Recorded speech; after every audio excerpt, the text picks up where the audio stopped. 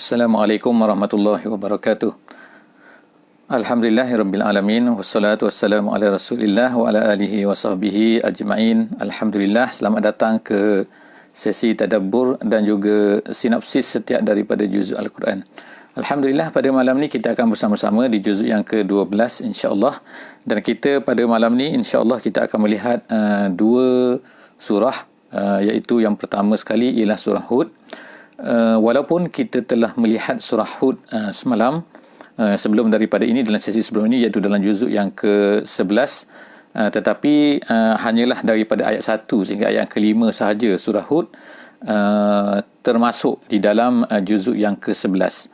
Kebanyakan daripada surah Hud adalah termasuk dimasukkan di dalam, berada di dalam juzuk yang ke-12 yang akan kita cuba bicarakan pada malam ini. Yang keduanya, kita akan masuk sedikit ke dalam surah Yusuf, iaitu daripada ayat 1 sehingga ayat 52.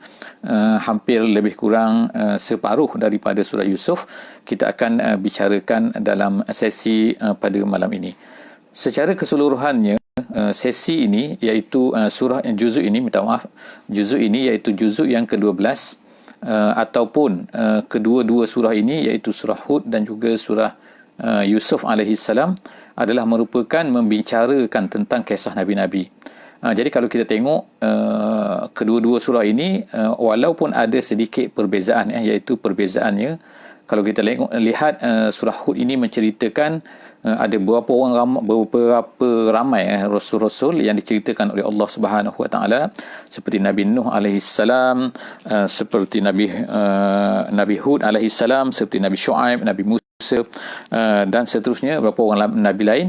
Dan begitu, tetapi dalam surah Yusuf alaihissalam kita akan lihat bahawa Allah Subhanahu Wa Taala menceritakan, majoritinya adalah menceritakan tentang kisah Nabi Yusuf alaihissalam sejak daripada beliau alaihissalam kecil sampai kepada tampuk pemerintahan, iaitu menjadi salah seorang daripada pembesar di negeri Mesir.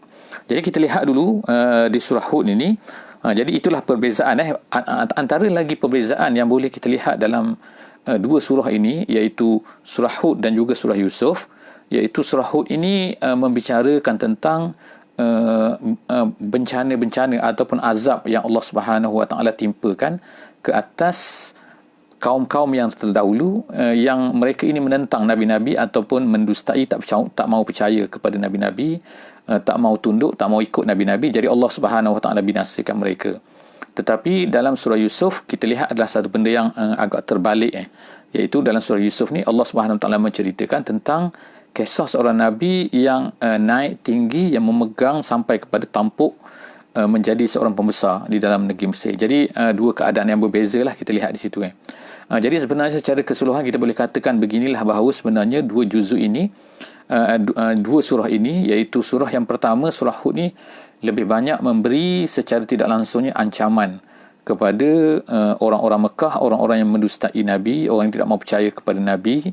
Maka Allah Subhanahu Wa Taala turunkan kepada mereka cerita-cerita ini untuk menunjukkan bahawa jaga-jaga kamu semua, jika kamu semua tidak percaya kepada Nabi Muhammad, tidak percaya kepada Muhammad ini, tak percaya kepada Rasul, maka bala yang sebagaimana yang telah terkena kepada kaum Nabi Nuh alaihissalam, kaum Hud alaihissalam, seperti kaum Nabi Shu'aib alaihissalam, dan juga seperti yang terkena kepada Firaun. Walaupun Firaun ni hebat dan sebagainya, tapi mereka juga akan terkena bala.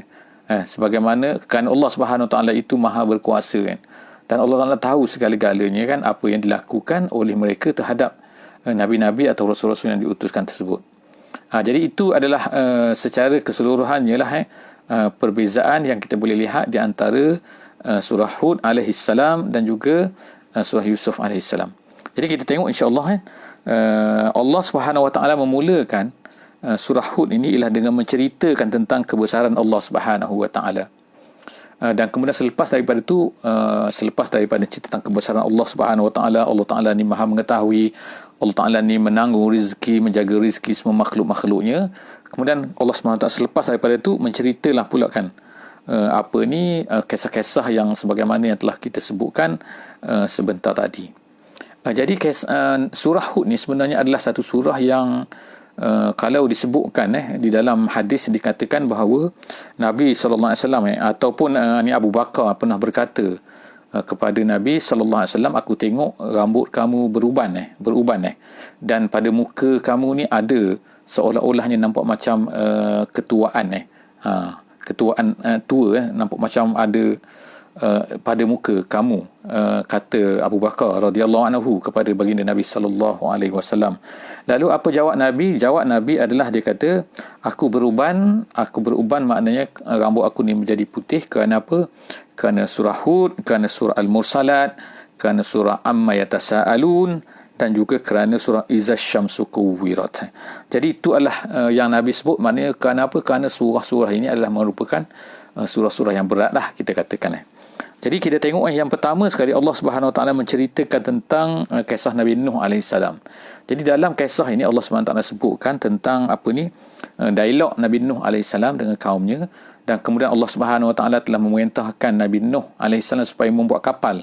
Kemudian selepas daripada itu maka Allah Subhanahu Wa Taala pun mendatangkan taufan, dan seterusnya cerita yang berlaku ialah Allah Subhanahu Wa Taala ceritakan sedikit dengan apa yang berlaku, dialog di antara Nabi Nuh alaihi salam dan anaknya, yang anaknya kata, aku ni akan berenang ke sanalah, aku akan selamat dan sebagainya. Tetapi selepas daripada itu Allah Subhanahu Wa Taala tenggelamkan anak Nabi Nuh ni, dan salah seorang anak Nabi Nuh ni ada 4 orang sebagaimana yang diceritakan oleh ulama-ulama secara Islam.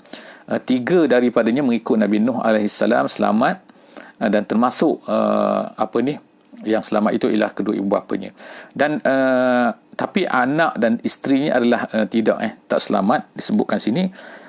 Jadi Allah Subhanahu Wa Taala nak ceritakan dalam kisah Nabi Nuh AS dengan anaknya ni satu perkara yang menarik lah, iaitu bahawa sebenarnya nasab keturunan ni di antara kita dengan seseorang ni sebenarnya adalah tidak dapat memelihara kita daripada azab. Dia tak boleh menyelamatkan kita. Yang boleh menyelamatkan seseorang itu ialah imannya, kepercayaannya, keyakinannya dan mengikutnya kepada Nabi sallallahu alaihi wasallam. Maknanya kalau diikut Nabi, maka dia akan selamat. Walaupun keturunannya apa sekalipun kan, keturunannya hebat, keturunannya Nabi, keturunannya apa-apa, keturunan syekh, keturunan ulama, keturunan apa, itu semua adalah keturunan yang mungkin ada nilai tambahnya, tetapi jika sekiranya tidak beriman, tidak patuh kepada Allah Subhanahu Wa Taala, maka Allah Subhanahu Wa Taala tidak akan melihat ukuran-ukuran pada nasab keturunan dan sebagainya itu. Kemudian seterusnya kita lihat juga Allah SWT selepas itu menceritakan tentang kisah Nabi Hud alaihissalam. Selepas daripada itu Allah Ta'ala juga menceritakan tentang kisah seterusnya, iaitu kisah-kisah Nabi-Nabi yang lain, iaitu contohnya ialah kisah Nabi Yunus alaihissalam. Dan kemudian Allah Ta'ala cerita banyak kisah-kisah Nabi-Nabi sini. Kisah Nabi Syuaibnya dengan masalah-masalahnya yang dilihat dalam masalah ekonomi, masalah timbangan yang tidak betul. Kemudian kisah Nabi Musa alaihissalam, diceritakan tentang pertembungannya dengan Firaun. Kemudian Allah SWT ceritakan tentang juga kisah-kisah yang lain. Jadi semua kisah-kisah ini menggambarkan bahawa majoriti daripada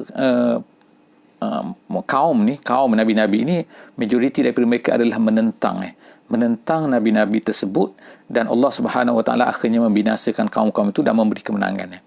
Satu benda yang menarik yang mungkin kita boleh tengok di dalam surah Hud ni juga ialah 3 kisah yang berlainan, 3 perkara yang berlainan antara kisah dalam surah Hud dan juga kisah surah Yusuf alaihissalam. Kita tengok ada 3 benda yang berlainan. Yang pertama sekali kita tengok Nabi Yunus alaihissalam. Nabi Yunus ni ialah seorang nabi yang mana oleh kerana dia kecewa dengan kaumnya, maka dia meninggalkan kaumnya. Tetapi Allah Subhanahu Wa Taala marah kepadanya, dan akhirnya dia telah dimakan oleh ikan, dicampakkan dan kemudian masuk dalam perut ikan, dan kemudian dihamburkan balik ke pantai di kampungnya sendiri. Jadi selepas daripada dia sehat semua, maka dia kembali semula kepada kaumnya. Jadi Allah SWT tak suka apa yang dibuat ni kerana terlalu cepat memarahi kaumnya. Dan selepas daripada itu Allah SWT telah menjadikan semua orang kampungnya itu beriman, iaitu lebih daripada 100,000 disebutkan dalam ayat yang lain. Jadi itu yang pertama lah, maknanya kisah lari, kemudian kisah akhirnya dikembalikan semula, dan kemudian dia mendapat keimanan daripada orang-orang di tempatnya. Yang keduanya ialah kisah Nabi Hud alaihissalam, iaitu satu kisah Nabi yang mana seorang Nabi yang mana tidak lari daripada kaumnya, lalu dia diseksa, kaum tersebut diseksa dan dia azab oleh Allah SWT dan dia terselamat. Dan kemudian seterusnya ialah kisah Nabi Yusuf alaihissalam yang selepas ni, yang masuk kisah Nabi Yusuf dalam juzuk ni juga, iaitu Allah SWT telah menjadikan itu tinggi.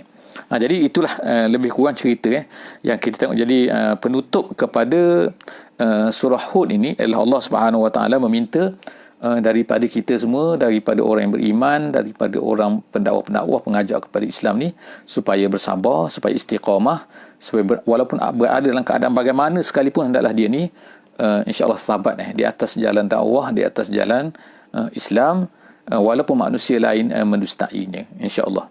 Jadi tamat surah Hud, kita cuba sedikit masuk kepada melihat apakah kandungan dalam surah Yusuf alaihissalam. Jadi surah Yusuf ini adalah satu surah yang istimewa. Kenapa? Kerana kisah Nabi Yusuf hampir semuanya diceritakan di dalam satu surah ini. Tidak ada surah yang lain, walaupun mungkin kita baca sebelum daripada ni kisah Hud, Nabi Hud, surah Hud, tapi dia bukan menceritakan tentang kisah Nabi Hud sahaja. Banyak kisah-kisah lain, kisah Nabi-Nabi yang lain yang diceritakan oleh Allah Subhanahu Wa Taala. Jadi dalam surah Yusuf ini, Allah SWT seluruhnya menceritakan tentang kisah Nabi Yusuf alaihissalam, bermula daripada dia kecil sampailah kepada kemudian dia didengkikan oleh adik-beradiknya sendiri, kemudian dicampurkan ke dalam telaga, kemudian diambil, dibawa ke Mesir, dijual di sana, dan kemudian diangkat menjadi orang yang berada di dalam istana. Kemudian itu telah dituduh dengan tuduhan yang tidak sepatutnya, dan kemudian dicampakkan semula ke dalam penjara, dan berada dalam penjara, dan kemudian ditawarkan untuk keluar daripada penjara, tapi dia tak nak keluar. Dan kemudian kerana tawaran-kawaran tu, tapi dia mahu tak apalah tinggal dalam penjara, dan kemudian selepas daripada itu dia telah dikeluarkan daripada penjara, dan kemudian dia telah menjadi pembesar di dalam kerajaan Mesir pada masa itu.